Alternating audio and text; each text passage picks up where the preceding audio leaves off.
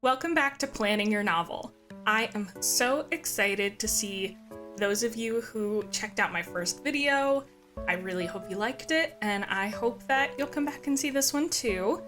Today we're going to move on from premise into our actual 3 elements of storytelling: character, setting, and plot. For the next couple episodes, we're going to focus on character, and specifically today we're going to look at character roles. Character roles are what they sound like. They're the roles that specific characters play within the story to move the action forward. Every character type has a different impact on the story that they're in, so when we create a story, it's a good practice to know right up front who our main actors are going to be and the impact that they're going to have on the story that they're in. There are a lot of ways to break this down, like character archetypes and all sorts of different things you can find online, like even the Myers-Briggs personality test. But today we're going to just focus on a couple key categories that we would typically find in lots of literature.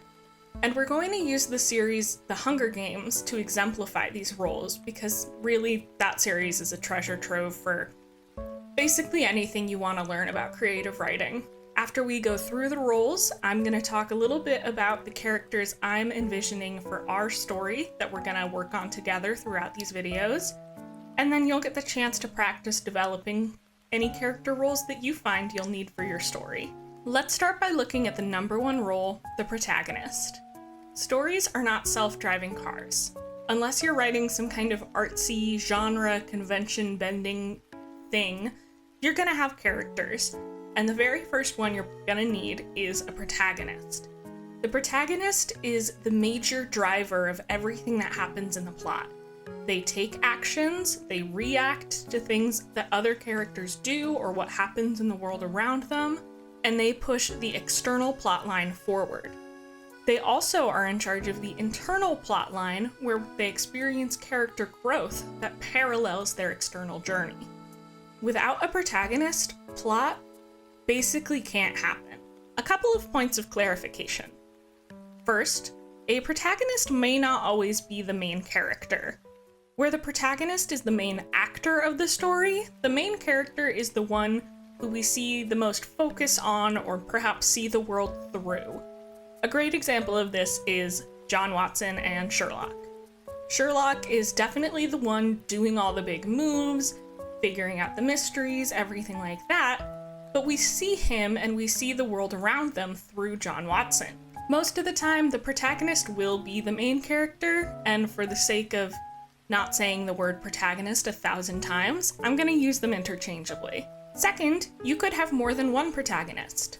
Lots of ensemble stories may have a character in the group who rises to the forefront, but others may have different storylines going that each different character leads on their own. For example, in Game of Thrones, we have Jon Snow leading the wildlings and the rangers up north, Dany gathering power in the east, and plenty of other things happening throughout the different kingdoms.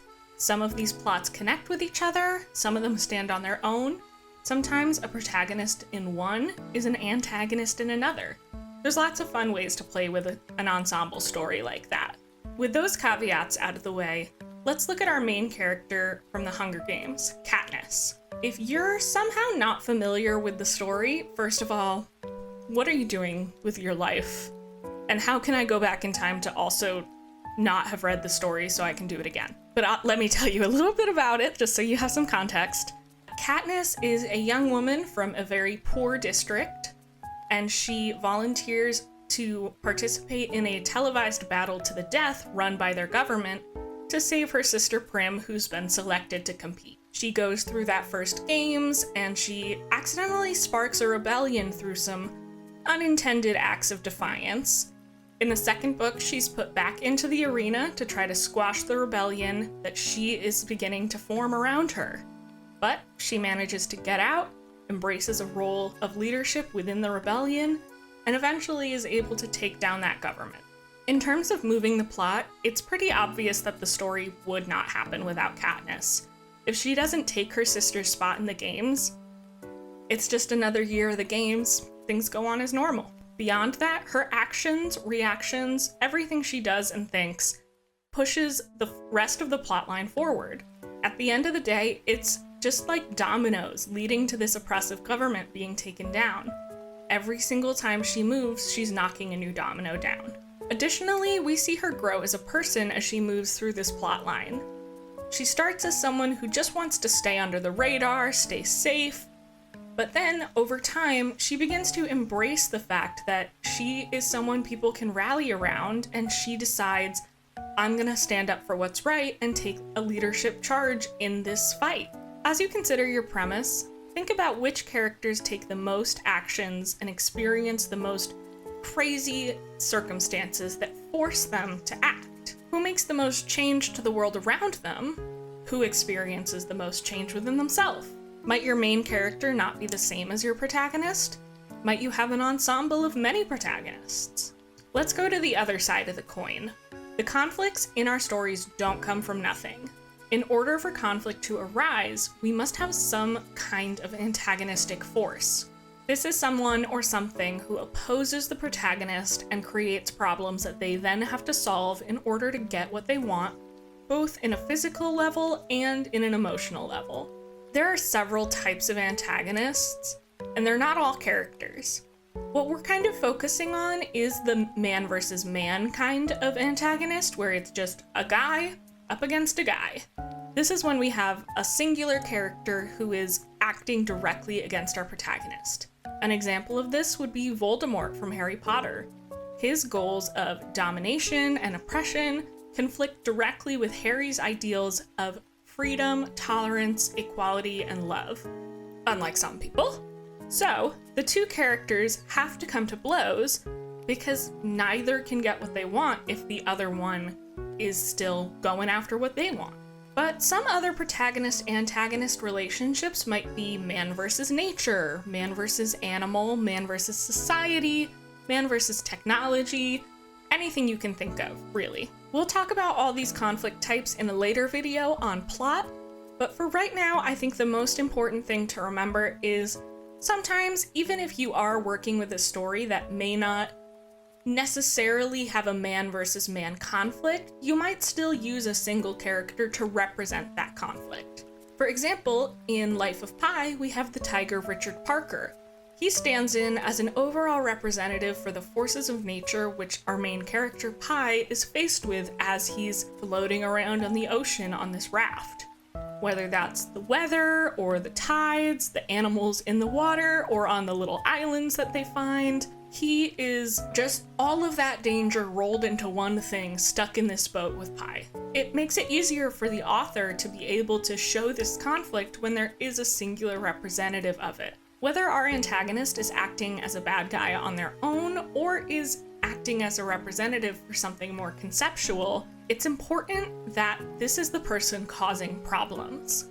As the protagonist's story gets started, they have to encounter some kind of roadblock from this antagonist, which leads just into a chain of bigger and bigger roadblocks until they finally come face to face and duke it out. And through this conflict, the protagonist is forced to confront not just what he wants, but what he values and what he's fighting against or for. In the Hunger Games, Katniss's antagonist is President Snow, the leader of her country. While he and Katniss don't actually meet until the very end of the first book, he's the one who maintains the Hunger Games as a practice in their society. So he does kind of start as more of a man versus society representative, and eventually becomes more and more of a man versus man as we see him more and more often. So either way, he's the one responsible for Katniss's situation throughout all of the books. As he and Katniss come into confrontation directly in the later books, we see more and more how his values and his goals contrast hers specifically, besides just, this is the government, and the government wants you to fight to the death. Where Katniss is a protector of others, Snow is a protector only of himself. He is willing to subjugate others, even kill others, to build and maintain status. And this is because he believes he's inherently better than everyone else. Katniss doesn't have that kind of ego, and she doesn't have that kind of self-focus. In fact, she's very self-sacrificial. In order for Katniss to have the safety and security that she wants for herself, and more importantly for the people around her, she has to take down Snow. They cannot continue to live while in opposition with each other. Throughout this process of confrontations and the eventual defeat of Snow, Katniss learns many, many valuable lessons through seeing herself in him and seeing how he's run the course of his life. In particular, she learns how to thrive as a leader by leading with love and the spontaneity of her emotions rather than fear or stilted things like cameras and, all this kind of pageantry that Snow focuses on. As you build your antagonist, consider what your protagonist wants out of their life. What kind of person are they? What lessons did they have to learn? Then flip those questions around. Who would want the opposite as your protagonist, or serve as an obstacle for them to get it? What values and traits would contrast your protagonist? And how might an antagonist be able to teach your protagonist those important lessons? Often, our protagonist has many friends and companions who help them in their journey. Through these allies, our protagonist can learn new skills and important values which will help them defeat the antagonist ultimately.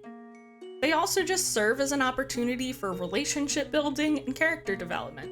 Katniss meets Rue in the first book, and they become instant allies when Rue helps her come up with a plan to escape the other fighters, or tributes, by dropping a wasp's nest on them. When they meet back up, they teach each other skills and share resources. For example, Rue teaches Katniss how to treat her injuries, and they're able to maintain contact with each other because Rue teaches her bird songs.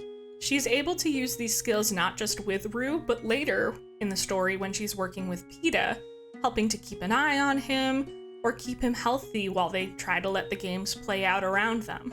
And by working together, Rue and Katniss are able to make some pretty big moves, like blowing up the other tribute's supplies to help kind of put them on more even footing. This is something that neither of them could have done on their own. Rue acts as a distraction and bait so that Katniss can go in and get the job done. In general, the time they spend together is just kind of a good break from Katniss crawling around in the arena by herself, nesting up in trees and eating squirrels. And when Rue dies, Katniss takes not just the practical things that she's learned from her, but the love and respect she has for her as she goes forward, not just in that game, but in her whole life. In the second book, Katniss and Peeta team up with Finney when they're back in the arena. They help each other through challenges that would have killed them alone, like when Finney gives Peeta CPR. They also teach each other skills, like when Katniss and Finney trade archery lessons for trident lessons. And in the third book, Finney acts more as a personal support for Katniss, helping her with some emotional discussions that help her kind of figure out where her head is at in this whole crazy mess that she's in. Plus, even though he knows it's kind of a death mission, he decides to accompany her on her final mission to find and kill Snow. Without him, Katniss would have struggled not just physically, but emotionally throughout those later books. So when you're developing allies that your protagonist might meet along the way, consider what traits they might find most helpful to exchange between themselves. If they're a fighter, maybe they'll need someone who can help heal them. If they're an introvert, maybe they need an extrovert who can help them get through social situations. What skills can they transfer between each other that might stay with the characters even when they're apart? Lastly, how can plain old social interaction just help create interesting moments within the story? How can we learn more about our main character and push them further on the internal path that they're following? Next up is the love interest. One of my favorite musicals, Aida, starts with a song that says, "Every story is a love story."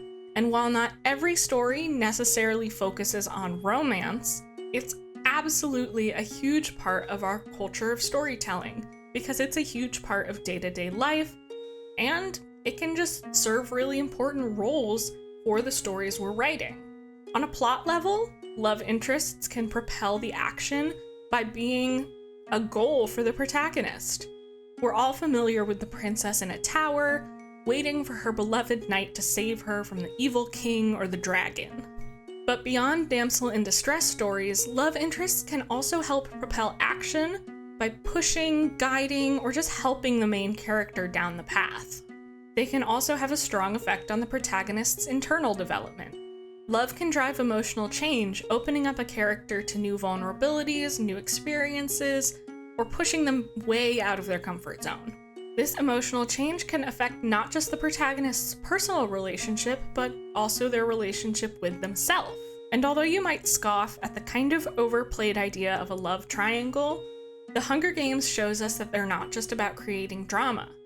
We can propel a lot of growth for our protagonist by forcing them to choose between two people who represent different paths and change them in different ways. Katniss's two love interests are Gale, her childhood best friend, and Peeta, her ally in the games. She's drawn to them for overlapping reasons. She can be herself with both of them, and they support her and make her feel safe. In terms of character development, they both push her to open up and to no longer accept the world that they live in, to pursue freedom and a better future for everyone. But they have differences which make it difficult for Katniss to choose who is ultimately the best partner for her. Gale is a fighter like Katniss, and he pushes her to be more daring and rebellious. His idea of fixing the world involves burning down all the old to make way for the new. Peeta is a protector, also like Katniss, but he pushes her instead towards more peaceful approaches and eventually offers a life where she can step away from the fight. His idea of fixing the world centers on rebirth and renewal. Although both perspectives have value for Katniss at different points, I don't want to understate the effect that Gale's rebelliousness has on her, especially in the second book when she's learning to embrace that role. Ultimately, it's about what Katniss needs for her entire life and for her as a person. She ultimately decides that she needs to focus on the new instead of just the old, and pursue a life of peace and love, rather than just forcing herself to fight for the rest of her life. As you consider whether or not to include a romance in your story, think beyond just about how that would propel the external plot. Think about how they would push the protagonist to grow and change, and what kind of life is represented by this love interest. Does that life suit the emotional arc you want your main character to go on? How can it even enhance that arc? As the protagonist and other primary characters enter into their quest, they might need someone to guide or protect them. These mentors are typically someone older and wiser, with experience that can help the protagonist and the other characters train and be ready to take on the challenges ahead of them. This is important as the book develops, so that we can see the characters growing to tackle what they're going to do. They don't just start out knowing everything. Plus, mentors and guardians can give us information from their vast knowledge about the world and how to live in it, offering us super valuable info in particular about the setting and the plot that's coming to the protagonist's doorstep. Often, we might see that mentor or guardian die or become somehow otherwise distanced from the protagonist to force the protagonist to act on their own without that support. In The Hunger Games, Haymitch is literally Katniss and Peeta's mentor. As a former winner from their district, he's responsible for shuttling them to the capital and preparing Katniss and Peeta for the arena. He teaches them about how to present themselves to the audience, the other tributes, and the game makers. He can't go with them into the arena, but he can get them sponsors and send them gifts to help keep them alive. Katniss learns how to play the camera to her advantage from Haymitch, and she gets to know him well enough that when he sends her gifts, she can take important meanings from that. She realizes he doesn't send her water while she's dying of thirst because it must be nearby and it's not worth wasting the gift on. Later, she understands that the soup he sends her after kissing Peeta is meant to show that the audience liked it and that they should keep that up. Cinna is another character who acts as a mentor and guardian for Katniss, more in an emotional way. At first, obviously, Haymitch, very emotional. We're all devastated. Anyway, Cinna. He's Katniss's stylist, and he helps make her feel comfortable and feel supported when she's in the capital getting ready for the games. The outfits he makes for her help present her in the best possible light, literally, and so the crowd comes to love her almost immediately. Plus, this helps usher her on her inner journey, especially in the later books. In the second, he uses her outfits, particularly her transforming wedding gown, to make important political statements, further centering her as this figure of the rebellion. And in the third book, From Beyond the Grave, Katniss gets his sketchbook, and she sees a design he made for a combat suit, showing that he always believed she would grow into this figurehead that he thought of her as.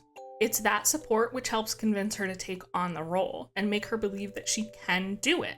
Through what Katniss learns and gains from her mentors, popularity, presentation skills, political leadership, survival, and more, she's able to take actions on her own when they can't be with her, which enable her to succeed both externally and internally. Consider whether your main character would benefit from having a mentor or guardian and to what extent they would be needed. Are they starting with almost no info or skills, or do they have most of what they need already? How specialized do they need this help to be? Think of the specific kinds of info and skills they're going to have to learn.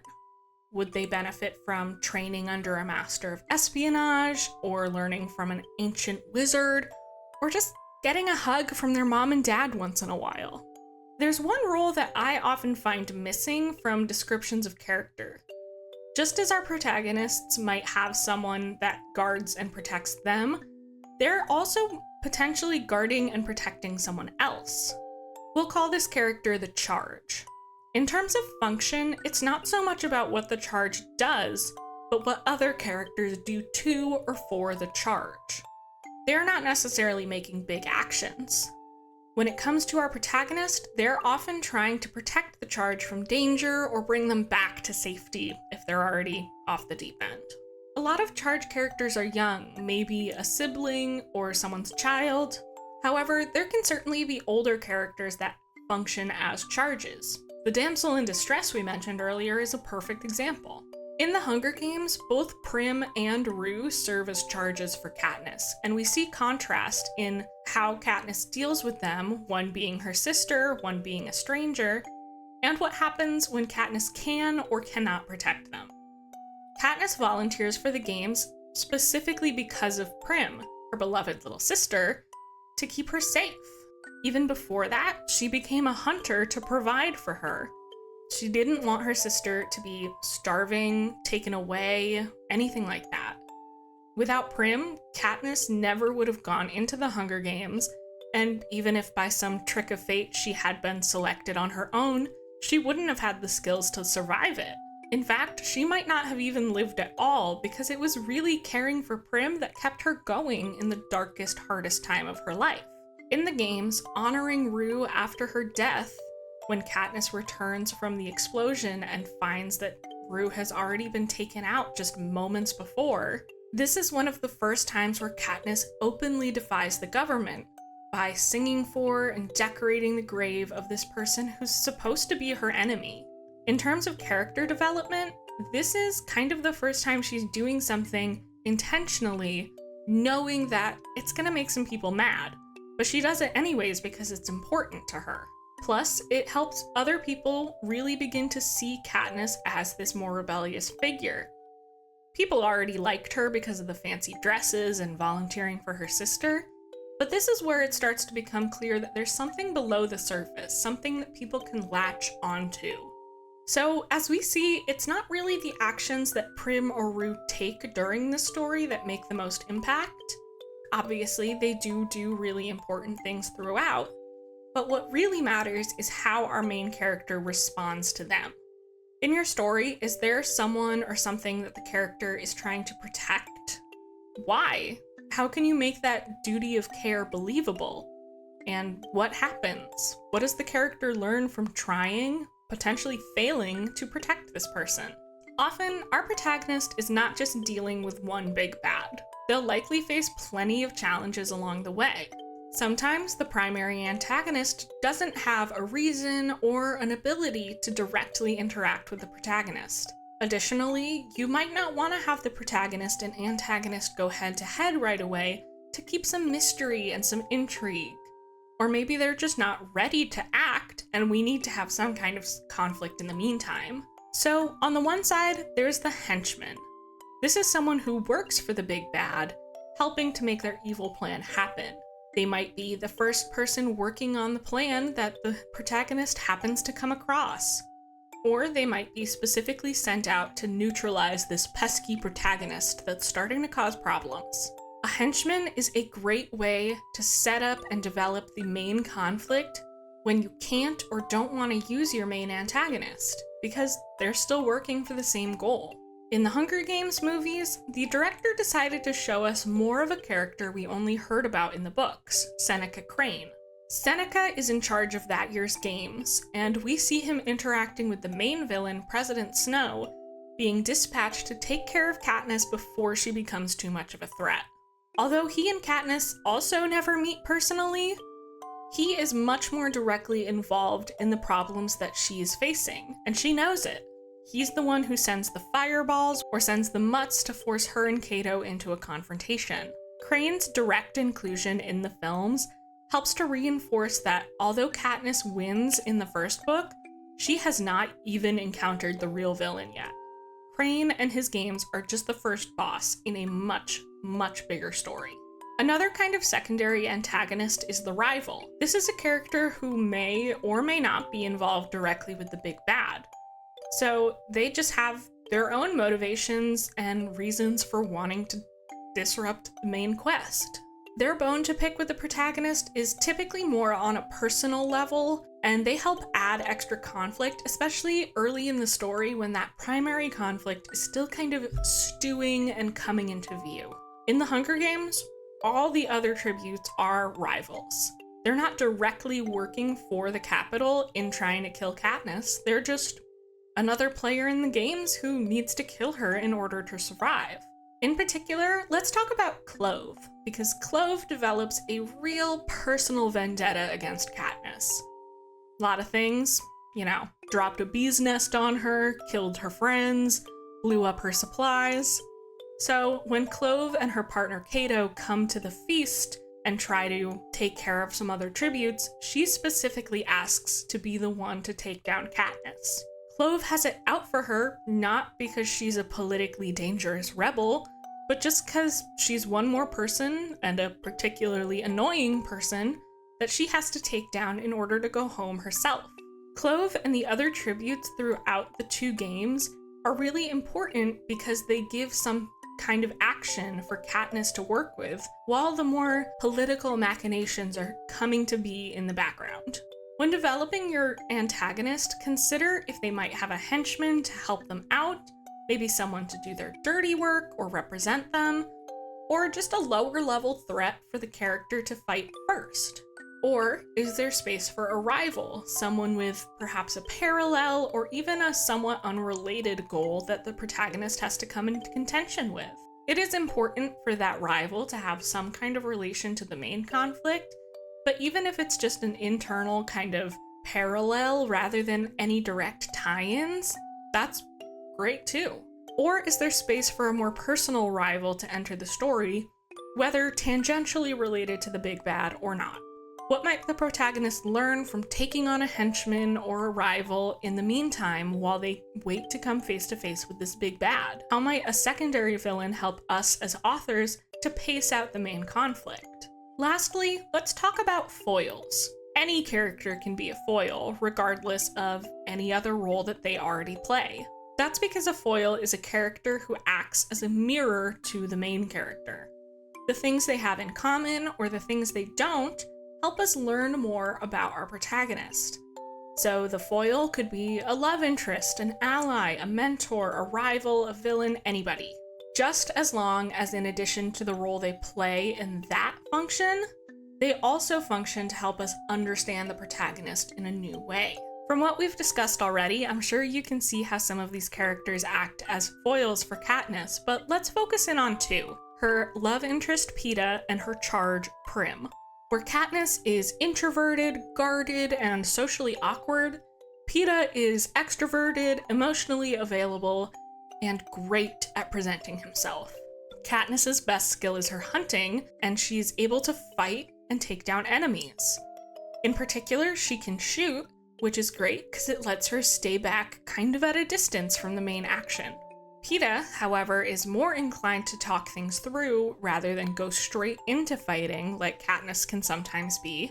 And when he must, he relies on his strength and his size to get in close and get the job done, rather than Katniss, who prefers to hang back when she can. Despite these differences, they do have a lot in common that also help us learn some interesting things about Katniss. Katniss and Peeta both enjoy art, with her being a singer and him being a painter and a baker. They're loyal, loving, survival-focused. One of the most important things we learn about Katniss through Peeta is her vulnerability. Because of her tough life, Katniss doesn't enjoy being emotionally or physically vulnerable. But with Peeta's support, she is able to show her true feelings to him and rely on someone else to keep her safe when she's not able to. Prim is also very different from Katniss. Katniss is a hunter, while Prim is an animal lover and a healer. But although Prim might seem to have the softer personality, she's also better in the face of pain and suffering. She can serve people as a doctor without being squeamish, whereas Katniss squirms in the face of gross and gore, and she admits she'd give everybody the highest dose of medicine just because she doesn't want to see them suffer. Because Katniss has worked so hard to protect Prim, she's been hurt and has matured a lot earlier than she otherwise would have. But we can still see Prim has some hope and some innocence. So we're able to get a sense of what Katniss's life might be like if someone had been there to take care of her. This is, I think, the most telling difference between them. We understand by seeing this difference between them how much Katniss has sacrificed for her. By the end of the story, once Katniss has some time to recover and is given safety and space, we see that she's able to embrace a life of nurturing and love that she never really thought she'd get to have, and she ends up being a lot more like Prim. As you develop your cast of characters, consider which ones are positioned to most highlight interesting things about your protagonist. Love interests and antagonists are some of the most common because their function tends to rely directly on the opposition they have with the protagonist. But anyone can be a good foil. Find someone who differs from your protagonist and explore if those differences are so meaningful that they just provide new layers to your characters. It's one thing to have an introvert and an extrovert, but if the extrovert helps us realize just how much this deep introversion is causing the main character to struggle in their life, that's where we find a foil. Now that we've gone through all these character roles, let's bring it back with one more example using the story that I'm going to develop in these videos. Out of all the premises that I explored in the last one, I think my favorite was the one where Sleeping Beauty becomes this kind of dream ghost and is able to accompany the good fairies and the prince on the adventure to wake her up. So, obviously, Sleeping Beauty will be my protagonist. The whole point of the story is that she is able to be more active, so let's place her in the main active role. The prince will be a love interest, because I love a classic romance. And I think he would also act as an interesting foil for her, because she's not going to be able to do any physical fighting while he is really the one throwing the punches. I think that might allow for some interesting differences in their characters and the way they want to tackle this quest to emerge. The evil fairy who curses Sleeping Beauty will be the antagonist, surprise, surprise.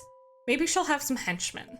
It might also be interesting to have another prince, princess, knight, anybody come into the main quest to try to save Sleeping Beauty too, and maybe get into some bumbles that disrupt the main quest. That could be a really fun rival. Lastly, in all versions of the fairy tale, Sleeping Beauty has between 3 to 12 guardians, so we'll give her a couple of those too. I don't think we need any charge characters in this story because, in a way, Sleeping Beauty is going to be her own charge. I also think that between the fairies, the prince, and this potential rival, we're going to have more than enough characters on this team up, so I don't see the need at the moment to add any additional big allies. I think that's everything I'm going to need for this story for now. Now that we've walked through these character roles together, it's your turn. Considering the premises that you've explored or the ideas you already had coming into this series, go through the list of character roles and kind of plan out what types of people, what characters that show up in your premise, or what other kinds of characters you don't have yet will be needed to fill in the important steps. Just like last time, there is a worksheet in the description to help guide you through it. We're not committing to anything yet, so feel free to do as much or as little as you can think of. Although, personally, I always say more is more until you get to revisions, so if you want to try to give them 20 different potential allies, go for it. In the next episode, we're going to move specifically into how we develop these characters by crafting a character profile that'll give us really the most important information we need to start writing. I'm really excited to see you there. Again, I am so thrilled to be sharing this series with you and so excited by those of you who've already started watching. I know some of the views that we've got so far are me or my editor or my family or our friends or my therapist. But those of you who just stumbled upon me somehow, I don't know how, thank you for checking me out, and I hope you'll keep coming back for more. Like last time, I think right now, as I'm getting started, is absolutely the most important time and the most valuable that any feedback I can get is really ever going to be to help me kind of get the ball rolling on the algorithm and all that stuff. So please do comment your thoughts, like or share the video if you've enjoyed it, and subscribe if you're interested in upcoming videos on this series or any other topics I plan on covering. I'm really into fiction, fantasy fiction, mysteries, poetry. I love discussing the ins and outs of both writing creatively and writing academically. There's just a ton of things I'm interested to talk about, and I'm happy to see what you guys are interested in too. So anything you want me to research, yap about, let me know. With that said, again, thank you very much, and have a lovely rest of your day.